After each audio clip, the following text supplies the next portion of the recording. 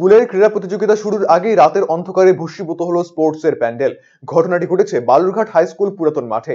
মঙ্গল এবং বুধবার হাই স্কুলগুলির বার্ষিক ক্রীড়া প্রতিযোগিতার আয়োজন করা হয়েছে বালুরঘাট হাই স্কুল পুরাতন মাঠে।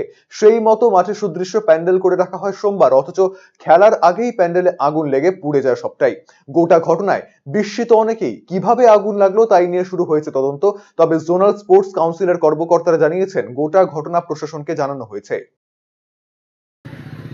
আমাদের 16 তারিখ আজ এবং 17 তারিখ কাল, 2 দিন হচ্ছে বালুরঘাট জোনের স্পোর্টস হচ্ছে ইন্টার স্কুল হাই স্কুলের হবার কথা, কিন্তু সেই হিসেবেই হচ্ছে আমরা প্যান্ডেলকে বুক করেছিলাম। কিন্তু আমরা সকালে আজকে আসার পর দেখছি গোটা প্যান্ডেলটা হচ্ছে এই তো আগুন লেগে পুড়ে আছে। এখন কিভাবে বা হচ্ছে কীরকম করে হয়েছে সেটা আমাদের পক্ষে এখনও জানা সম্ভব হয়ে ওঠেনি। এখন পরে আমরা তো এই সবে এলাম, এসে হচ্ছে দেখলাম, এখনও হচ্ছে অভিযোগ করা হয়নি। আমরা হচ্ছে থানায় একটা এফআইআর করব। আমরা তো এই মুহূর্তে কিছু বলতে পারছি না, এখন কিভাবে যে পুড়েছে সেটা হচ্ছে আমাদের পক্ষে এখনো পর্যন্ত জানানো সম্ভব নয়।